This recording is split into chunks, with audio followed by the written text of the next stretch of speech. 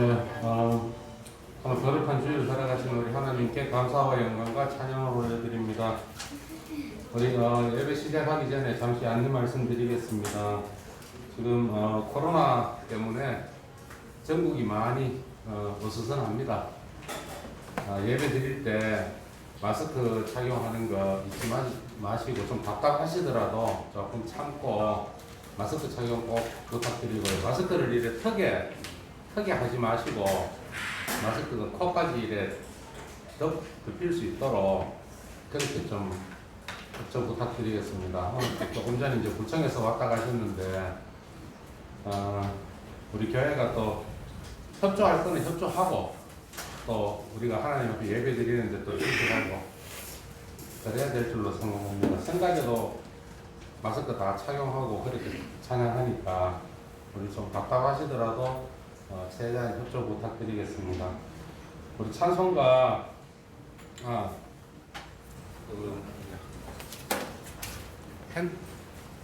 핸드폰 전원을 꺼주시거나 진동으로 바꿔주시면 감사드리겠습니다. 찬송가 300장 찬송 드리고 예배 시작하겠습니다.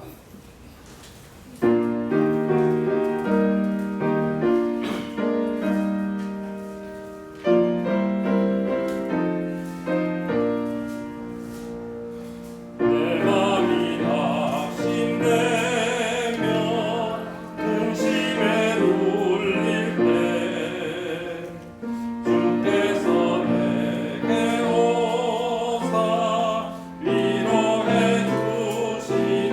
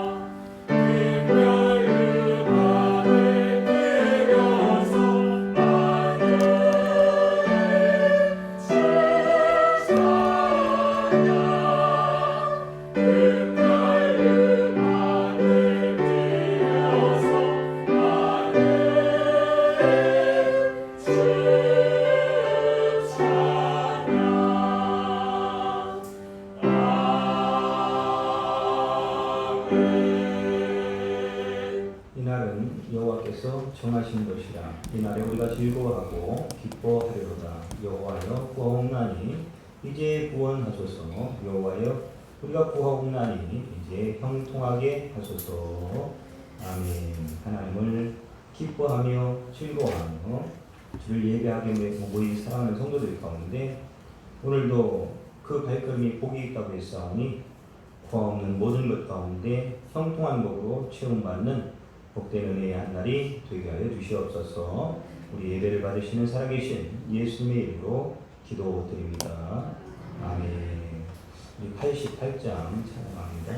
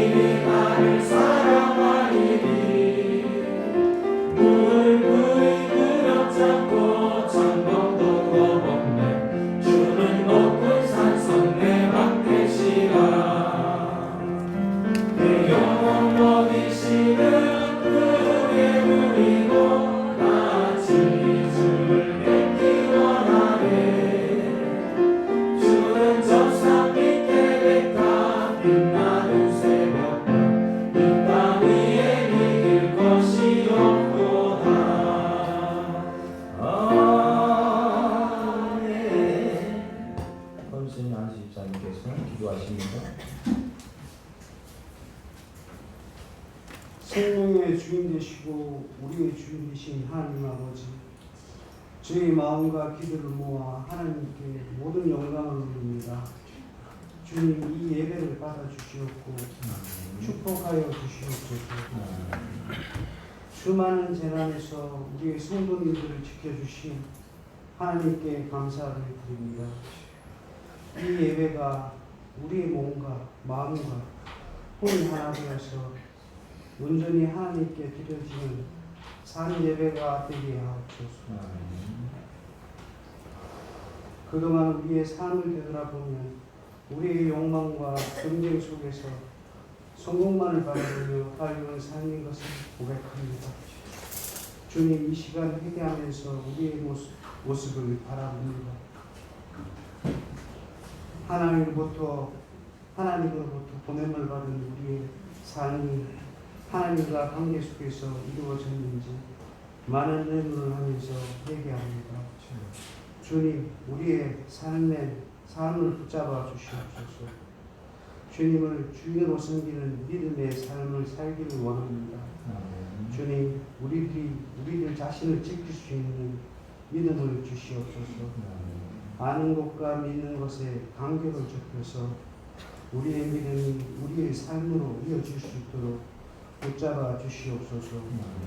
우리는 모두 사랑받기 위해 태어났고 주님의 이름으로 쓰임받기 위해 태어난 주님의 소중한 자녀인 것을 믿습니다. 우리 모두 주어진 자리에서 감사하는 마음으로 우리의 삶을 받아들이고 우리가 주 안에서 할 수 있는 것을 감당할 수 있는 믿음을 주시옵소서. 세상에 자랑하는 것들이 모두 무너져가는 포스트 코로나 시대를 보면서 우리가 더욱 보지할 것은 주님 한 분인 것을 믿습니다. 우리의 힘이 되시고 구원자 되신 주님을 사랑합니다. 주님은 우리의 반석이시요 우리의 요새라는 믿음으로 오늘도 살기를 원합니다.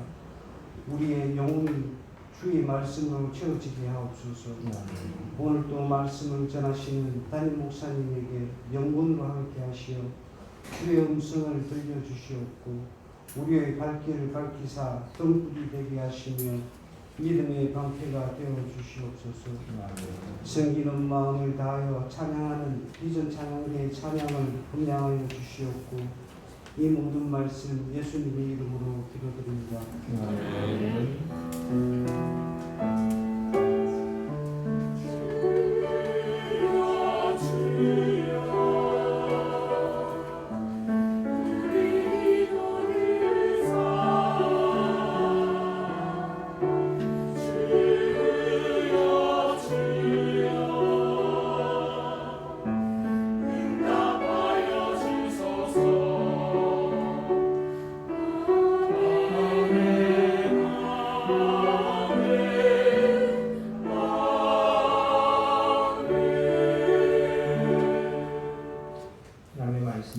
요한복음 2장 1절부터 11절까지 보겠습니다.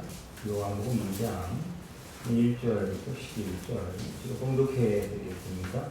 사흘째 되던 날 갈릴리 가나에 혼례가 있어 예수의 어머니도 거기 계시고 예수와 그 제자들도 혼례의 청함을 받았더니 포도주가 떨어지니라. 예수의 어머니가 예수에게 이르되 저들에게 포도주가 없다 하니 예수께서 이르시되 여자여 나와 무슨 상관이 있나이까 내 때가 아직 이르지 아니하였나이다. 그의 어머니가 하인들에게 이르되 너에게 무슨 말씀을 하시는지 그대로 하라 하니라. 거기에 유대인의 정결 예식을 따라 두세 통 등을 돌 항아리 6이 놓였는지라. 예수께서 그들에게 이르시되 항아리에 물을 채우라 하신즉 아기까지 채우니 이제는 떠서 연회장에게 갖다 주라 하시매 갖다 주었더니 연회장은 물로 된 포도주를 맛보고도 어디서 났는지 알지 못하되 물 떠온 하인들은 알더라. 연회장이 신랑을 불러 말하되 사람마다 먼저 좋은 포도주를 내고 취한 후에 낮은 것을 내거늘 그들은 지금까지 좋은 포도주를 두었도다 하니라. 예수께서 이 첫 표적을 갈릴리 가나에서 행하여 그의 영광을 나타내심에 제자들이 그를 믿으니라. 아멘. 비전 찬양대 하나님 앞에 찬양하겠습니다.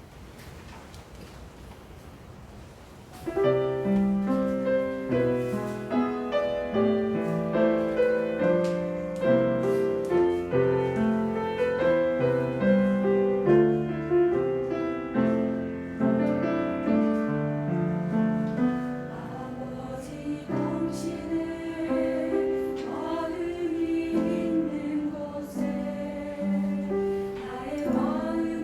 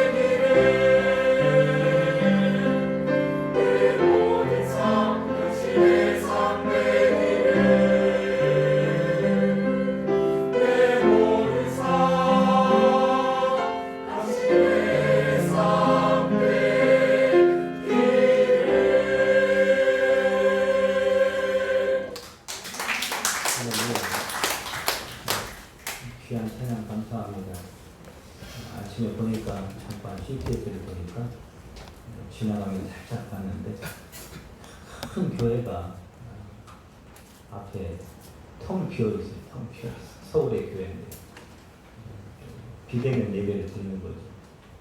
기본적으로 예배 의원 몇 분 나오시고 목사님 나오면서 말씀 전하는데 찬양대도 못 써고 어떤 장로님 솔리스트 한 분이 나오셔서 찬양하는 것으로 끝나더라. 그 넓은 공간에 사람이 아무도 없는 빈 의자만 있는데 참 마음이 아프더라고. 코로나가 시작된 지가 벌써 6개월이 넘어가고 있는데 참 6년은 된 것 같아요. 6년. 그래도 빨리 코로나19가 종식되고 좀 마음껏 만나고 마음껏 웃고 마음껏 대화하고 마음껏 예배하는 날이 속히 올 줄 믿습니다. 그날을 소망합시다. 오늘 말씀에 예수님이 이제 4명의 제자를 선발하시고 예수님의 사역에 본격적인 이제 사역에 들어가기 앞서서 바로 위에 1장 하반절에 보면 나다나엘 이야기가 나옵니다. 나다나엘. 굉장히 중요한 사람으로 등장을 하는 거죠. 왜냐하면 본격적인 예수님의 첫 기적의 사역이 시작되기 전에 등장하는 사람이니까. 예수님은 어떤 사람을 좋아할까? 바로 나다나엘 같은 사람을 좋아하신다라고 하는 거죠. 나다나엘 같은 사람. 이 나다나엘을 예수님이 무화과나무 아래에 있을 때 보았다. 간사한 것이 없다. 참 이스라엘 사람이다. 이렇게 말을 하죠. 한마디로 이 나다나엘의 이런 모습, 이런 마음은 바로 하나님을 간절히 찾는 마음을 말하는, 하나님을 간절히 찾는 마음. 이것을 종합하면 하나님을 간절히 찾는 마음이 나다나엘에게 있었다. 그런 뜻이에요. 여러분 여기에는 다른 게 뭔가 사람이 평가할 때 모자란 부분도 있고 부족한 부분도 있고 온전치 못한 부분도 있고 다 말을 할 수 있지만 그런 것을 다 제쳐두고 우리 예수님은 조금 모자라다 할지라도 부족하다 할지라도 어떤 사람을 기뻐하느냐, 예수님을 간절히 찾는 마음을 가진 사람, 이런 사람을 예수는 언제나 기뻐한다라고 하는 거예요. 여러분이 그렇게 그런 마음이 있기 때문에 또 나온 것이고, 또 집에서 온라인으로 예배를 드리는 분들도 그런 마음으로 아마 그 영상 앞에 앉아 계실 거예요. 어디서 예배를 드리든지 간에, 우리가 어디에 있든지 간에, 어떤 상황 가운데 있든지 간에 그곳에서 예수님을 간절히 찾는 사람을 우리 예수님이 기뻐하시고 또 만나주시고 그 어려운 가운데서도 하나님이 회복시키시고 건져주실 줄 믿으시기를 바랍니다. 그러면서 하시는 말씀이 그러면 하시는 말씀이 바로 요한복음 1장 51절에 보면 나다나엘이 하는 말이죠. 하늘이 열리고 하나님의 사자들이 인정에 오르락 내려가는 것을 볼 것이다. 이렇게 말을 합니다. 그리고 오늘 본문이 시작되는 거예요. 그러니까 오늘 본문의 기적의 사건은 앞에 있는 51절과 연장선상에서 예수님을 보여주겠다. 하나님의 약속을 성취하겠다. 이 사각자의 약속이거든요. 그러니까 자신을 보여주겠다 라고 하는 선언이에요. 그리고 본문이 시작된다고 하면 이 사건은 단순히 물을 포도주로 만든 하나의 스토리가 아니라 말 그대로 예수님 자신을 보여주는 굉장히 중요한 사건이다 라고 하는 것을 알 수가 있죠. 자, 그래서 우리가 항상 말씀을 볼 때는 또 신앙생활 가운데는 겉으로 드러난 거는 잔치집에 결혼 예식집에 포도주가 떨어져서 말 그대로 지금 낭패를 당한 상황이에요. 근데 영적으로 보면 그 일 때문에 예수님이 자신을 보이시는 놀라운 기적을 경험하는 영적인, 육적인 사건과 벌어진, 그리고 우리가 깨닫고 교훈을 얻어야 될 영적인 부분, 이 두 부분을 굉장히 균형을 이루어야 되고 이것이 조화를 이룰 때 건강한 신앙생활을 할 수가 있습니다. 그래서 항상 우리가 어떤 모습을 보든지 어떤 일을 겪든지 이런 두 개의 균형 잡힌 관점을 가지는 것은 굉장히 중요하다라고 하는 거죠. 그래서 이 기적 속에는 언제나 메시지가 있습니다. 메시지가. 그것이 영적으로 숨어있는 의도죠. 그리고 그 메시지 속에는 반드시 교훈이 있습니다. 우리가 들어야 할, 그 시대 사람들이 들어야 할 교훈이 있다라고 하십니다. 이 메시지를 모르면, 영적인 부분을 모르면 무슨 얘기가 나오냐면, 기왕에 예수님이 그렇게 기적을 베푸실 거라면 나하고 포도주는 별 상관이 없는데, 포도주를 만드는 사건이 아니라 좀 다이아몬드를 좀 만들어주면 어떨까? 뭐 내 사업에 꽝 튀기는 그런 뻥튀기 역사가 좀 있으면 어떨까? 뭐 이런 식으로 이제 접근을 하게 되는 거죠. 그러나 성경의 얘기는 거의 다 영적인 얘기를 하는 겁니다. 물리적인 이야기가 아니라. 자, 1절 말씀에 보면 갈릴리 가나에 혼례가 있어. 그날이 언제냐? 사흘째 되던 날로 시작합니다. 사흘째 되던 날. 굉장히 중요한 거예요. 사흘째 되던 날. 아니, 예수님의 첫 사역, 첫 기적을 시작하면서 왜 그날이 사흘째 되던 날이라고 했을까? 이 사흘째 되던 날이라는 의미는 하나님의 시간, 하나님의 때, 이런 뜻입니다. 그래, 정확히 지금 하나님의 시간, 하나님의 때가 시작이 되는 거예요. 그 때를 말하는 거예요. 여러분, 그렇게 보면 사람의 때도 있고 하나님의 때도 있다라고 하는 걸 알 수가 있죠. 우리가 힘들어하는 것은 왜 힘들어하느냐? 사람의 때만 생각하고 하나님의 때를 볼 수가 없으니까, 하나님의 때를 이해할 수가 없으니까, 하나님의 때를 예측할 수 없으니까 그게 인생 살면서 곤란스러운 거죠. 힘든 거죠. 그러나 분명한 것은 사람의 때가 있고 하나님의 때가 있다. 그 말이에요. 그래서 우리가 하나님의 때를 기다릴 줄 알아야 되는 거예요. 아브라함의 이제 하나님의 계시를 받고 아들 이삭을 모리아산에 번제로 드리라 라고 하는 계시를 받고 이제 모리아산을 향해 갈 때 창세기 22장에 보면요, 사흘길을 갔다 이렇게 말해요. 사흘길. 성경에 사흘이라는 얘기가 굉장히 많이 나옵니다. 사흘.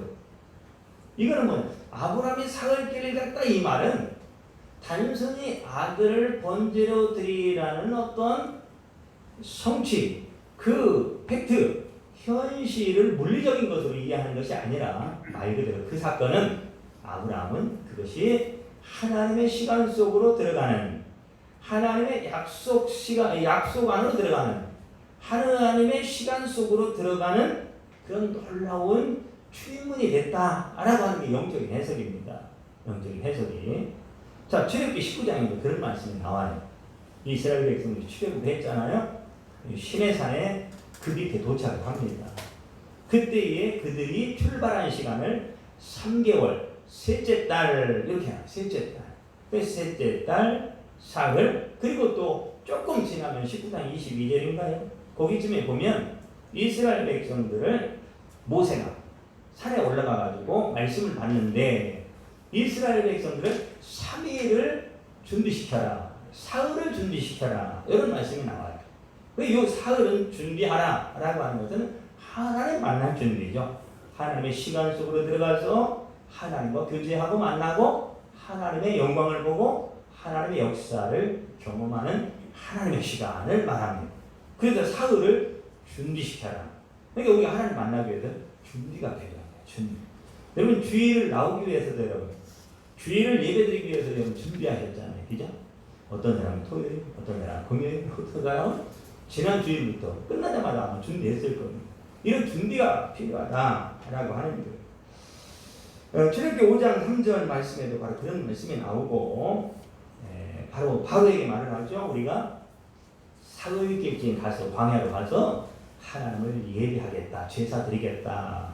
사흘길이 나와요. 또 역시 출애굽기 15장 22절 말씀에도 보면 사흘길을 걸었는데 물이 없어. 근데 물이 있는데 또 쓴 물이야. 이런 내용이 나옵니다. 사흘길을 걸었는데 물이 없고 그 물이 나타나는데 또 쓴 물이야. 먹을 수가 없었다라고 하는 거죠. 그러니까 이 사흘길이라고 하는 것은 잘 들어야 됩니다. 여기서 이제 인간의 모든 것이 끝나고 하나님의 것이 시작되는, 하나님의 역사가 시작되는 그것을 바로 사흘길이라고 합니다. 저와 여러분들에게도 반드시 어려운 때에 사흘길의 은혜가 있기를 축복합니다. 아멘. 사흘길이 임해야 돼요. 어떤 사람은 그러나 하루길 가고 있는 사람도 있어.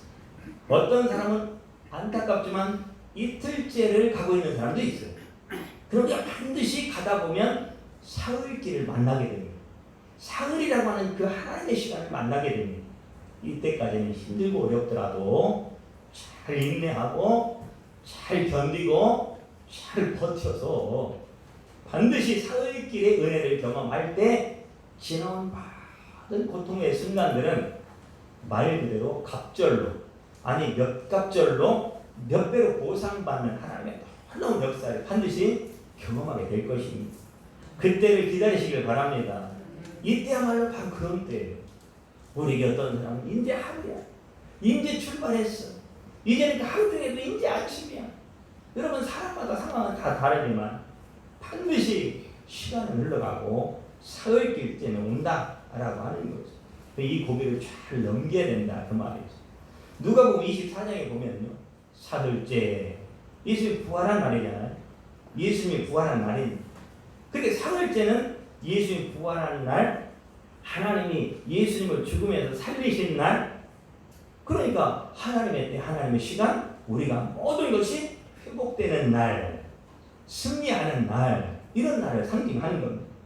바로 하나님의 역사가 시작되는 날인데, 누가복음 20장 22절에 보니까요, 그들 표현하고 보여주고 있는 사건이 바로 예수님 부활의 사건인데, 제자들이 사흘째 소식을 들었어요.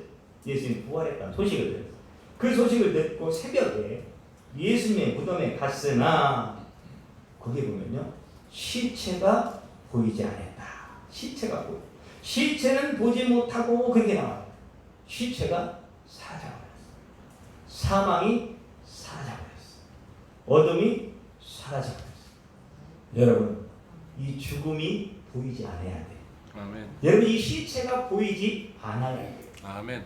부활하신 주님의 영광만을 볼 수 있기를 축복합니다. 아멘. 이 죽음, 사망은, 시체는 우리를 어렵게 하는 거예요. 우리를 고통스럽게 하는 거예요. 우리를 죽음으로 내모는 거예요. 우리를 절망에 빠뜨리는 거예요. 영원한 수월로 가게 하는 거예요. 이 시체가 보이지 않아야 돼요. 이 죽음이 우리에게서 빨리 떠나가 버려야 돼요. 제자들은 바로 사흘째 시체를 보지 못하는, 그 사람들은 아우 시체 찾고 있는데, 여러분 시체 찾지 말고 부활하신 주님을 만나시길 바랍니다. 주님을 찾아야 되는 거죠. 살아계신 주님, 역사하는 주님, 지금도 우리의 주인이 되시고 우리의 영광이 되시고 시편의 말씀처럼 우리 피할 바위가 되시고 반석이 되시고 산성이 되시고 뿔이 되시고 기쁨이 되시고 소망이 되시는 그 주님, 그 주님을 만나는 시간, 사흘째다라고 하는 거죠. 여러분, 우리 인생에 반드시 사흘째가 찾아와야 됩니다. 여러분들에게 그런 날이 올 겁니다. 주위에서 여러분 안 좋은 말을 자꾸 듣다 보면 진짜 안 좋아져요. 생각이 안 좋아지고 마음이 안 좋아지고 내 행동이 안 좋아져요. 그 마음에 있는 것을 사각이라고 하는데, 이것이 밖으로 나오는 것을 언어라고 해요. 이 밖으로 나온 언어대로 움직이는 것을 행동이라고 해요. 우리의 행동은 어디서 나오느냐? 내 마음에서 나오는 거예요. 무슨 생각을 가지고 있는가? 무슨 마음을 먹고 있는가?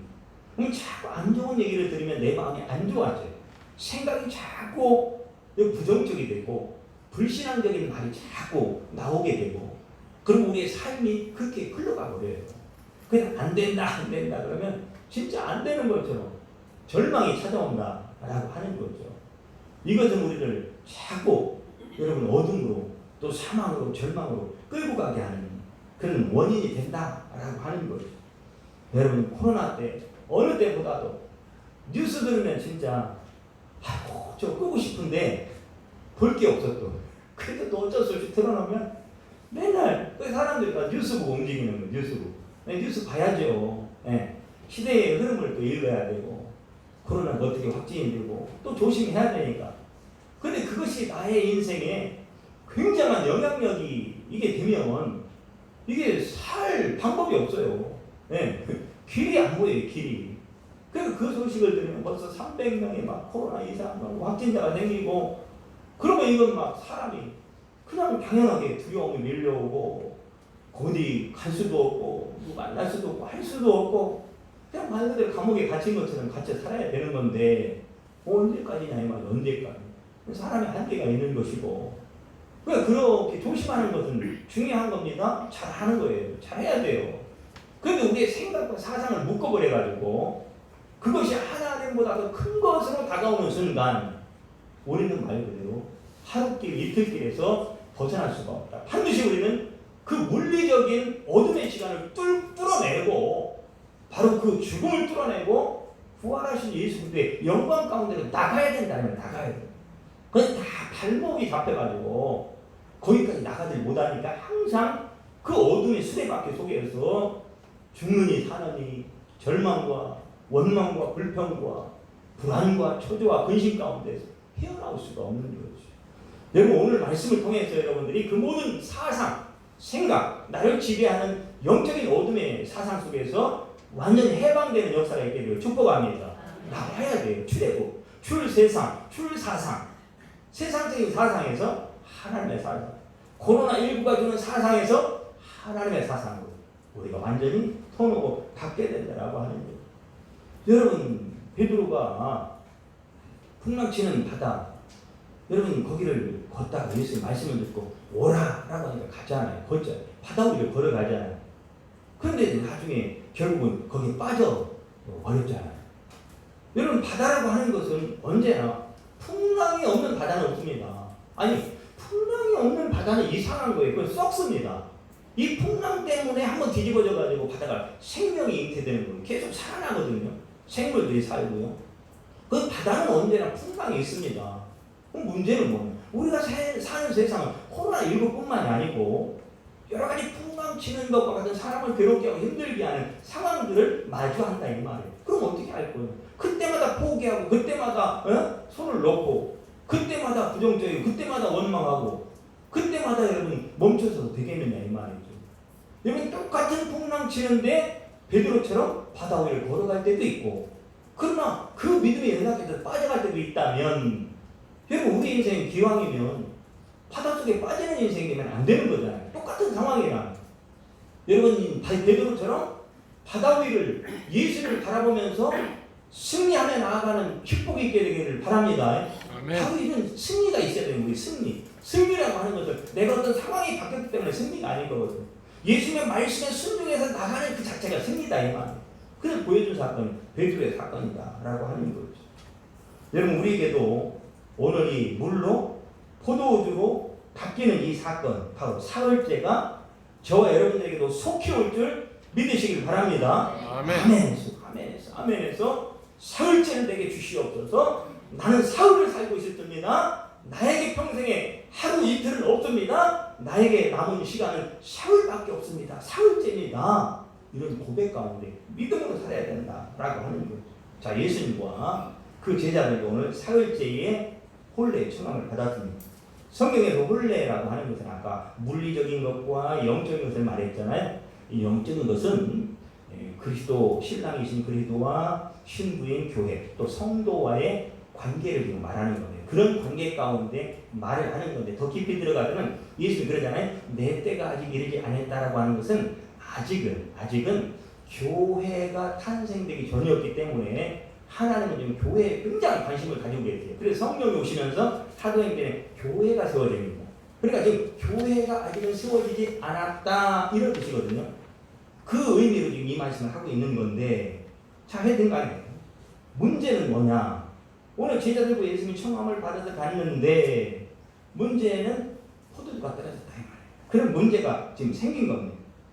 자, 물리적으로는 그렇습니다. 이 결혼식장에 한번 여러분 생각해 보세요. 음식이 떨어진 거예요. 쉽게 말해. 그런데 이 포도주는 그 당시에 혼례의 가장 중요한 음식이라고 할까요?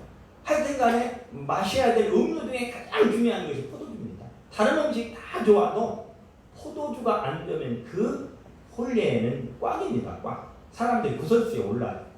그러니까 이 포도주가 떨어졌다는 얘기는 물리적으로는 주인의 수치입니다. 이런 수치는 없는 거예요. 이건 평생에 아이고 그 집 갔더니 그 집 결혼식이 갔더니 이건 평생 꼬리표처럼 따라다니는 수치입니다. 수치. 네, 수치스러운 일이에요. 그러나 영적으로 보면은 하나님의 예수님의 메시지가 들어있다 그 말이에요. 우리는 메시지를 찾아내야 돼요. 메시지를 발견해야 돼요. 그리고 우리가 무슨 얘기냐면 살면서 포도주가 떨어지는 것 같은 수치당하는 그런 상황들이 생기잖아요. 어떤 때는 어렸을 때도요. 농기구 하나가 없어가지고 우리 집에 맨날 빌리러 가. 그것도 미안한 일이더라고요. 아니 좀 하나 사다 놓으면 좋은데 그런 형편이 안 되니까 미안한데 또 빌려와야 돼. 돈도 떨어지면 또 빌려오고 옛날에 제가 어렸을 때는 쌀도 떨어졌어요. 이 봄이 되면요 쌀이 떨어집니다. 그러면 또 그때는 구워다 먹어요. 근데 구워올 때는 이 말로 이렇게 구워오는데 갖다 줄 때 보면 어머니가 이렇게 싸가지고 갖다 주라고 그러고 꼭 고맙다고 말씀 인사드리고 꼭 와라 이렇게 해요. 여러분 어떻게 보면 참 미안한 일이고 부끄러운 일이고 수치스러운 일이잖아요. 여러분 이런 일들이 우리 주변에 다 많다고 우리 삶 가운데 일어나는 일이. 그런데 그것을 굉장히 수치로만 여기면 여러분 사람 못 살아요. 우울증 찾아오고 걱정이 찾아오고 염려가 찾아오고 절망이 찾아오고 낙심이 찾아오고 자식들이 안 된 문제 어떤 돈의 문제 여러 가지 건강의 문제 수없는 문제들이 수치를 가져다 줄 만한 일들이 굉장히 많다 이 말. 그러나 그것을 수치로 바라보지 말고 하나님이 나에게 주신 하나님 왜 이런 걸 나에게 허락했지? 나에게 왜 이런 일이 벌어졌지? 하나님 이 일이 나에게 왜 벌어졌습니까? 왜 내가 이런 어려움을 당해야 됩니까? 하나님 앞에 묻고 하나님 앞에 나아가서 그 하나님의 메시지를 들으면 거기에 소망이 있고 비밀이 있고 응답이 있는 줄 믿으시길 바랍니다. 어떻게 보느냐에 따라 다르다는 거예요. 어떻게 보느냐. 그래서 자꾸 수치스러운 일들을 물리적인 것들을 보면 짜증나고 화나고 신경질 나고 영적으로 보면요 신경질 낼 일이 하나도 없어요. 짜증 낼 일이 하나도 없어요. 여러분 참새 한 마리도 하나님의 허락이 없이는 떨어지지 않는데 우리의 관계 속에서 수치당하는 일, 좋은 일, 나쁜 일, 어려운 일들이 여러분 우연히 생겼고 내가 잘못해서 생겼고 잘못만 생겼다? 이거는 물리적인 아주 초보적인 신앙 없는 사람들이나 그렇게 보는 것이고 우리는 그 상황 속에서 하나님의 메시지를 들어야 된다 이 말이에요. 메시지를 발견해내야 된다 이 말이에요. 하나님 왜 그 일을 허락하셨는가에 대한 그러면 거기에 답이 있는 거예요. 길이 보이는 거예요. 여러분 그게 안 보이면 자꾸 사람이 아이고 나 큰일 났네 이 큰일 났네로 결국 절망에 늪에 빠져들어서 사람을 심지어 죽게 만든다 이 말이에요. 여러분 그렇다고 어떻게 하겠어요? 그런데 오늘 이 포도주 떨어진 일 어떻게 하겠냐 이 말이에요. 내게 벌어진 일 어떻게 하겠냐 이 말이에요. 내게 그 어려운 일 어떻게 하겠냐 이 말이에요.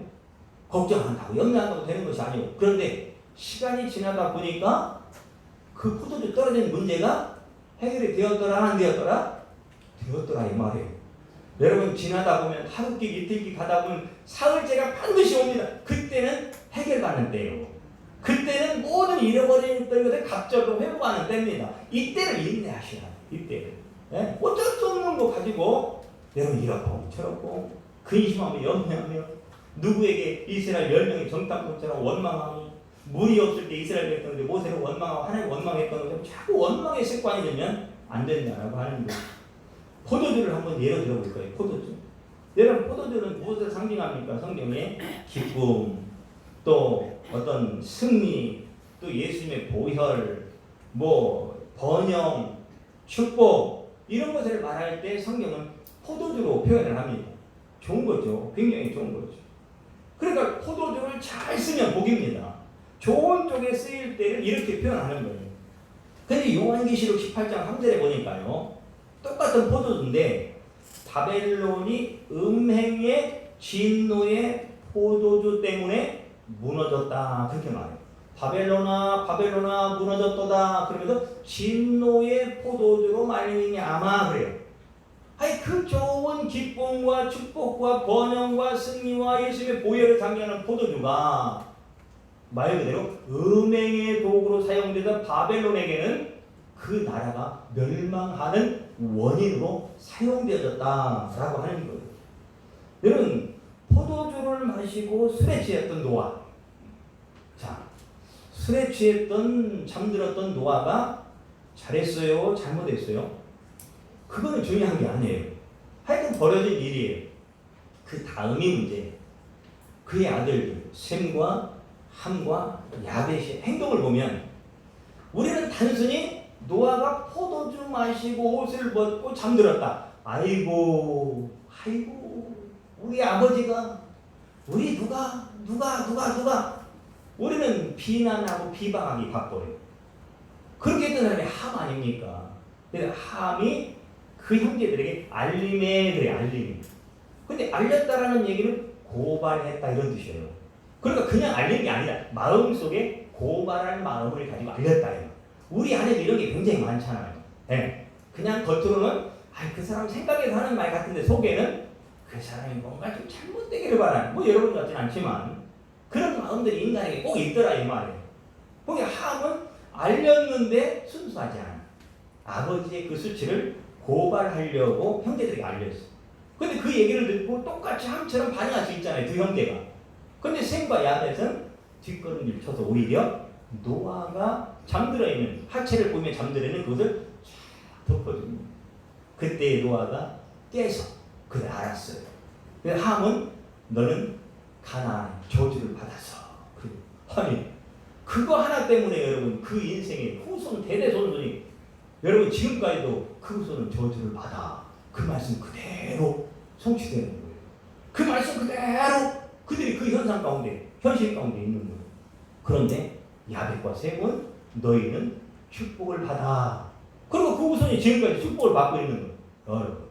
똑같은 포도주가 어떻게 쓰이느냐에 따라서 그 결과는 어마어마하게 달라지더라 이 말이에요. 여러분 그것이 바로 우리의 모습이다 이 말이죠. 오늘 우리가 생각하는 그 생각 하나가 나의 인생을 결정하는 게 아니에요 여러분. 나의 가정과 나의 후손과 나의 자녀와 나의 천대를 결정하는 줄 믿으시길 바랍니다. 너무 중요한 거예요. 너무 중요한 거예요. 똑같은 포도주 먹고 잠들었는데 노아를 뭐라고 해야 되잖아요. 우리의 생각은 그렇잖아요. 노아 그러면 안 돼.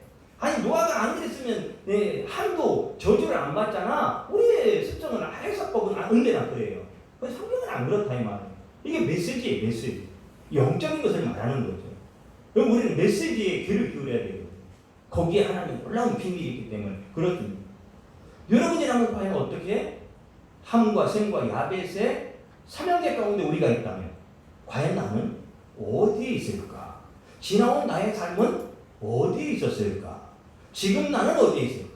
앞으로의 나는 내 자녀, 내 후손은 어디에 있을 것인가? 여러분 얼마든지 대입해 볼 수가 있겠죠. 여러분 마찬가지입니다. 우리에게 하나님 주신 것들 참 많죠. 건강도 주셨고 가정도 주셨고 때로는 필요한 물질도 주셨고 또 배움의 지식도 주셨고 가정이라고 하는 행복한 자녀들도 주셨고 아내도 줬고 남편도 주셨고 친구도 줬고 많은 걸 받았잖아요. 그런데 여러분 이것을 하나님께 주신 것은 좋은 것들인데 이것을 어떻게 사용하느냐에 따라서 음행의 진노의 포도주가 되기도 하고 오늘 셈과 야벳처럼 오늘 물이 포도주로 바뀐 것처럼 사흘째 하나님의 놀라운 축복의 원인이 되기도 한다라고 하는 거죠. 그러면 여러분 우리가 어떤 자리에 있어야 할 것은 분명한 사실이다라고 하는 거죠. 요한계시록 19장 15절 말씀에 보니까 진노의 포도주를 만들어낸 포도주 틀을 아예 하나님 다 부숴버리겠다. 그렇게까지 심각하게 말씀을 하고 있습니다. 여러분 이 사건이 단순히 포도주 떨어져가지고 그걸 물로 포도주를 만든 그런 단순한 이야기가 아니다라고 하는 거예요. 자 이제 예수님. 지금 예수님의 어머니가 저들에게 포도주가 떨어졌습니다. 없습니다. 이렇게 말을 합니다. 그런데 예수님이 나와 무슨 상관이 있습니까? 이렇게 말하는 거예요. 아니면 예수님이 나 그 일 못해요. 이렇게 하는 것과 나와 무슨 상관이 있습니까? 라고 하는 건 이게 뉘앙스가 다른 겁니다. 나와 무슨 상관이 있나이까 이 말은 내가 그 문제를 해결할 능력은 있지만 지금은 타이밍이 아닙니다. 그런 뜻입니다. 해결할 능력은 있지만 타이밍은 아니야. 아직 사흘째가 아직 도래하진 않았어요. 그러니까 이제 물로 포도주를 바꾸는 사건이 일어나면서 요거는 또 다른 미래에 대한 암시를 두고 있는 그런 말씀입니다. 물리적으로 보면 여러분 같으면 어떻게 하겠습니까? 지금 잔치집에 능력을 베푸시는 예수님을 알고 있는데 그 예수님이 잔치집에 계셔. 그럼 그 어머니가 아들이요 지금 이 집에 포도주가 떨어졌습니다. 그러면 좀 아들된 입장에서 아니 저 버리장 말이야 아니 지가 메시아면 아니 아무리 예수라고 해도 그렇지 엄마한테 그래 예? 여자여고 내 때가 안 됐다는 둥 여러분 같으면 어떻게 판단하시겠느냐고요. 이게 다 물리적인 판단이에요. 근데 우리가 의외로요 이런 물리적인 판단의 습성에 익숙해져 있다니까요. 벗어나지 못하는 거예요. 영적인 메시지 가운데 그 비밀 가운데 못 들어가는 거예요. 진짜 축복 가운데 못 들어가는 거예요. 이 벌어진 일들만 가지고 설왕설래하면 결국은 다 무리가 돼가지고 그 속에서 결국은 낙심하고 절망하고 망하게 되더라라고 하는 거죠. 얼마든지 일어날 수 있는 그런 이야기죠. 그 어머니가 하는 말이 이제 뭐라고 얘기하냐면 예수님이 그렇게 말했음에도 불구하고 예수님이 어머니는 개의치 아니하고 그가 무슨 말을 하든지 그대로 하라. 이렇게 지금 하인들에게 명령을 합니다. 여기에 이 말씀은 전적 순종이라는 뜻이에요. 0.001%도 불순종이 없는 거예요. 완전한 순종, 전적 순종. 예수님이 심지어 얼토당토하는 그런 얘기를 해도 무조건 하라는 대로 해. 할렐루야. 여러분 이게 성도의 자세라는 이런 사람에게 하나님은 여러분 사흘째를 주신다 이 말이에요. 물로 포도주가 아니라 물로 뭐를 만들어서 하늘의 별을 따다도 주실 수 있는 분인 줄 믿으시길 바랍니다. 뭘 못 주겠어요? 뭘? 예. 그 예수님의 어머니가 물리적으로 반응하지 않고 영적으로 반응하는 거예요. 영적으로. 심지어 어머니라 할지라도 영적으로. 여러분 가까울수록 영적으로 보기가 어려워요. 근데 이 어머니는 영적으로 보는 거예요. 영적으로. 자 그러면 6절에 보니까 왜 이게 어려운 문제냐면요. 거기 유대의 정결 예식을 따라 두세통들은 돌 항아리 6이 놓였다. 이 말씀은요. 유대인의 정결 예식이 뭐냐면 손 씻는 물이에요. 손 씻는 물. 발 씻는 물이라니까요. 아니 발 씻고 손 씻는 물을 담았던 항아리 얼마 들었으니 근데 그걸 씻고 깨끗이 씻고 물 봐라? 이런 말이 없어요. 그 항아리 6이 있어요. 그게 다예요. 물 채워. 물 채우라는 거예요. 물 채우라. 여러분 이 그릇은 성경에 무엇을 말하냐면요. 사람을 말합니다. 사람. 네, 사람. 왜 그릇에 물을 채워라라고 하는 것은 내 사람 안에 나라고 하는 그릇 안에 물을 채워라 이런 뜻이에요. 그럼 물은 무엇을 상징합니까? 하나님의 말씀을 상징하는 거예요. 그렇게 지금 이 얘기는 물리적으로 항아리에 물 채우라는 얘기가 아니고 지금 예수님이 말씀하는 것은 너의 심령 안에 내 마음 안에 뭘 채우라는 거예요? 하나님의 말씀을 채워라. 할렐루야. 말씀을 채우면 역사가 일어나요. 말씀이 채워지면 역사가 일어나요. 그런데 하인들이요 기가 막혀요. 어쩜 이렇게 영적인 눈이 열어졌는데 채우라 하겠더니 본인들이 알아서 채웠어. 어디까지요? 아기까지. 여러분 이게 믿음인 거예요. 하인들은요 말 그대로 나중에 연회장에게 갖다 주어라 그랬잖아요. 뭘 가득 채워가지고 이제 포도주가 바뀐 거예요. 들어갈 때는 물, 나올 때는 포도주. 그 연회장에 갖다 줘라. 연회장은 어디서 떠왔는지 안다 그런다. 여러분 그렇게 칭찬이 나오는 거예요. 여러분 될 수 있는 대로 이 세상적인 물리적인 것은요 모르는 게 좋아. 이 연회장은요 대단한 사람입니다. 그 모든 결혼 예식을 진행하고 총괄하는 사람이에요. 우두머리예요. 그 행사의 우두머리. 거기에 비하면 이 하인은 별 볼일 없는 말 그대로 하인이 하인. 그런데요 하인은 아는데 연회장은 몰라. 여러분 이 하인이라는 뜻이 작은 자라는 뜻이에요. 작은 자. 여러분 하인은 알아. 누구만이 이 놀라운 예수님의 영적 메시지 기적을 경험할 수 있고 알 수 있느냐? 작은 자, 겸손한 자. 누가 보면도 어린 아이에게는 자기 일을 나타내시며 그래.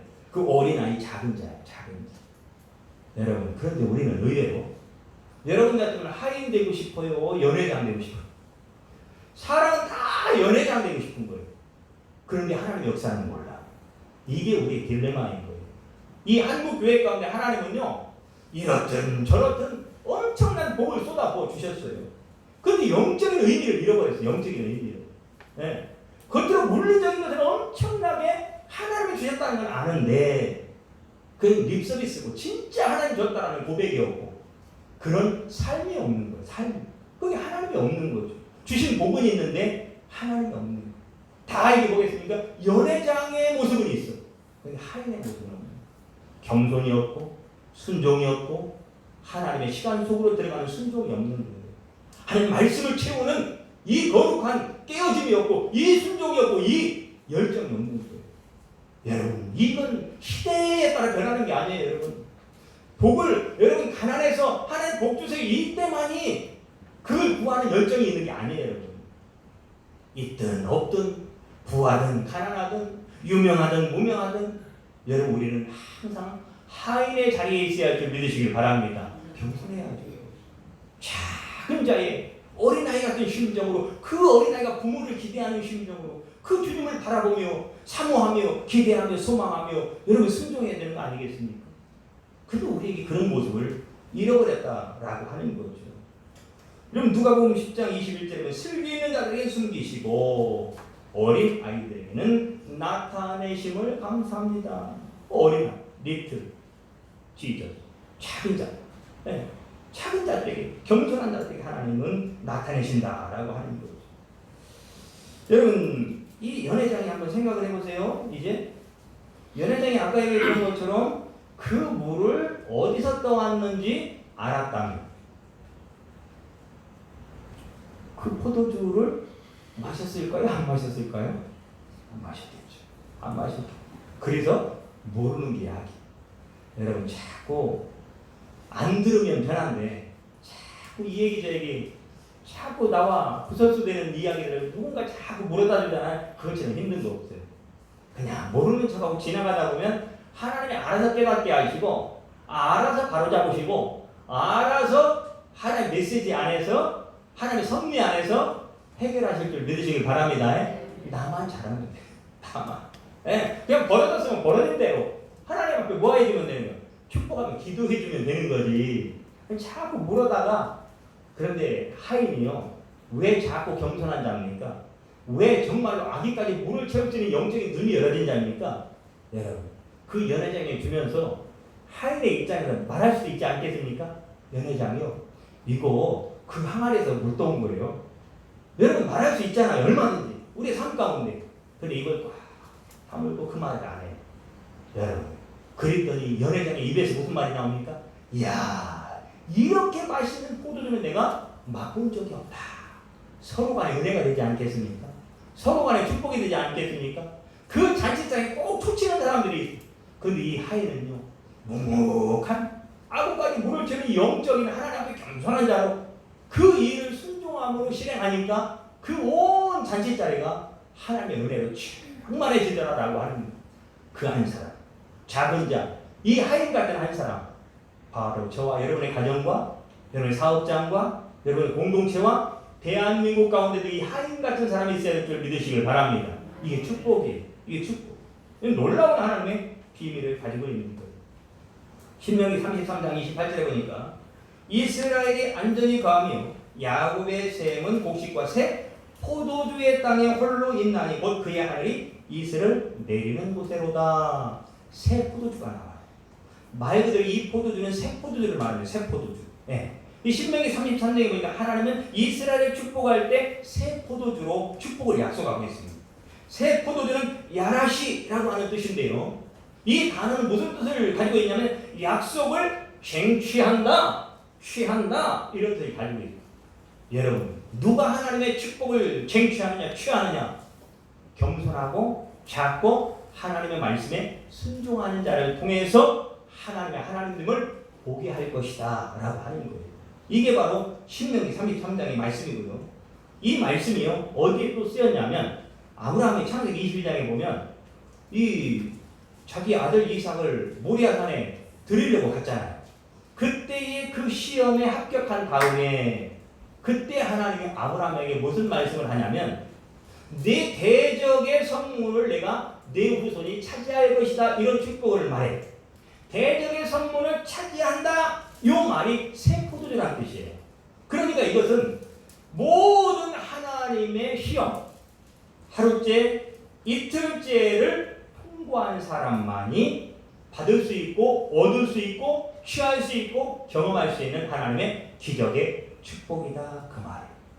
여러분, 이 하루 이틀의 그 단계를 넉넉히 뛰어 넘으셔서 정말로 사흘째에 모든 시험을 통과하고 주시는 가장 기쁨의 그 세포도주, 이 하나님의 약속한 것을 내 현실 가운데 그대로 취하고 성취하는 그 축복을 눈으로 보는 역사가 있기를 주님의 이름으로 축복합니다. 어느 때보다. 그런데 이 말씀이 어디에서 마지막 성취되느냐? 요한계시록 19장 7절에 보니까 이런 말씀이 있어요. 우리가 즐거워하고 크게 기뻐하며 그에게 영광을 돌리세. 어린 양의 혼인 기약이 이르렀고 그의 아내가 자신을 준비하였으므로 요때 새 포도주를 마십니다. 요때. 근데 주님께서 재림해서 신랑 되신 주님이 신부된 교회 성도들을 그 혼인잔치에 초대하는 그때가 이 축복이 새 포도주의 기쁨이 완성되는 때. 그러니까 이 가나의 혼인잔치는 바로 그날을 예표하고 그날을 우리에게 소망으로 주신 사건이다라고 하는 거죠. 여러분, 마지막으로 비록 지금이 참 우리 인생 가운데 참 경험하지 못한 평생에, 여러분 이런 환난은 진짜 경험한 처음 있는 일이잖아요. 처음 있는 일. 네. 그러니까 여러분 이 어려운 때지만 그럼 오늘 말씀을 통해서 우리가 그날을 어떻게 하면 사모하자 이 말이에요. 요한계시록 19장 7절에 그 완성된 그것을 눈으로 볼 날, 반드시 이날 사흘째가 우리에게 온다. 물로 포도주를 만드는 기적의 그 현장을 보게 될 날이 반드시 그 주인공으로 그 혼인잔치에 내가 신부로 참여할 날이 반드시 온다라고 하는 이 간절한 소망을 마음에 품고 여러분 그날을 사모하며 인내하며 소망으로 기다리니 우리가 지금 반드시 지금 해야 될 일은 뭐냐? 바로 하나님의 말씀을 하나에 나의 심령에 채우는 일이다. 여러분 이 일에 성실하시길 바랍니다. 이 일에 정직하시길 바랍니다. 이 일에 순종하시길 바랍니다. 하나님의 말씀을 우리 심령에 충만하게 채울 때 바로 그런 여러분에게 주님께서 가장 좋은 최고의 가장 멋진 최고의 기쁨이 풀로 충만 넘치는 잔치집으로 만들어 주실 줄 믿습니다. 기도합니다. 하나님 이런 가장 멋진 최고의 기쁨이 충만 잔치집 인생 사랑하는 교우들을 축복하여 주시옵소서. 이 소망 붙들고 승리하게 주시옵소서. 예수님의 이름으로 기도드립니다. 아멘. 찬송가 200장 찬양합니다.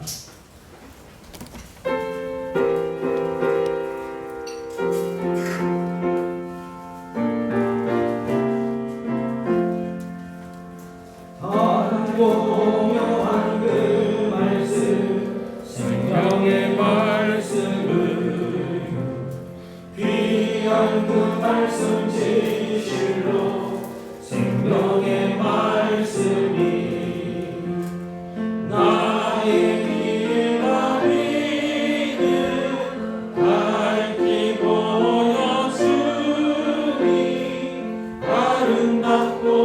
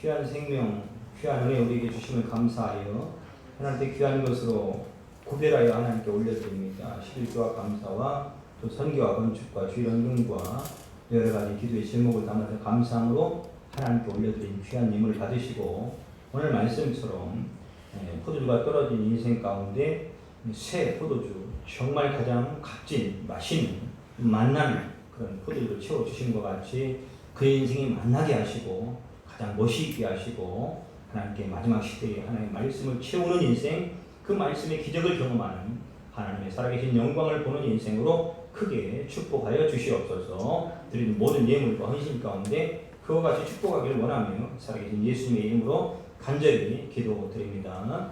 아멘. 광고는 특별한 광고는 없고요. 점심으로 떡이 준비되어 있습니다. 가져가시고요. 생명의 산 구호로가 필요하신 분은 게시판에 신청해 주시길 바라고요.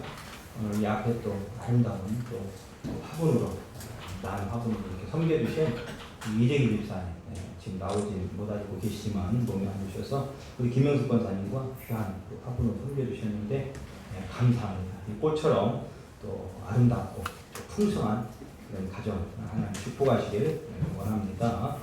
특별히 또 우리 최웅남 집사님이 오늘 예배 끝나고 서울에 또 입원을 하셔서 수술을 받으셔야 됩니다. 계속 시간이 미뤄지다가 내일 수술을 하시는데 잠깐 최웅남 집사님 지금까지 하나님 은혜로 살아오셨는데 또 그 모든 길이 치료가는 길, 또 수술하는 길 가운데 오늘 물로 포도주가 되는 하나님의 은혜의 손길로 사랑하는 집사님 붙들어 달라고 그 걸음이 복되게 해달라고 건강한 모습으로 다시 돌아오게 해달라고 집사님에 한번 간절히 같이 통성으로 기도하고 축도를 마치겠습니다. 기도합니다. 주의 아버지 하나님 감사합니다. 우리 사랑하는 아버지 하나님 산 증인이시고 아버지 하나님 기도하고 하나님 귀한 사랑을 믿음 보내주시고 아버지 성전의 큰 위로와 모든 이것을 지금까지 아버지 교회의 영광을 보게 하시니 감사합니다. 아버지 귀한 집사님 아버지 예배 끝나자마자 출발해서 아버지 수술을 받을 때 하나님 우리의 손길과 함께하시옵소서. 하나님 경외하는 너희를 치료하는 감사를 말하되 아버지 공의로 해가 떠올랐으니 너희를 치료함으로 외양간에는 소나처럼 걷기밤에 쪼개도 한다고 약속했사오니 주여 사랑하는 집사님께 큰 하나님의 영광을 보여주시옵소서. 아버지 물로 포도주를 만드신 하나님의 역사 가운데 정말 이름에 오셨던 것처럼 이번에 포도 수술의 과정 가운데 아버지 하나님의 우리 포도주를 딱 만난 인생 되어지는 축복을 하나님 치유하시고 은퇴하시고 회복해서 다시 돌아와 사랑하는 교우들과 함께 좋은 예수 아버지 하나님 좋은 하나님 모시고 함께 예배하며 하나님께 영광 돌리고 찬송할 수 있는 놀라운 축복을 허락하여 주시옵소서. 우리 귀한 집사님을 사랑하시고 인도하실 예수님의 이름으로 기도합니다. 아멘. 이제는 예수 그리스도의 은혜와 하나님 아버지의 놀라우신 사랑하심과 보혜사 성령님의 인도하시고 교통하시며 축복하시는 역사가 오늘 말씀을 듣고 하나님 항아리에 물을 채우라.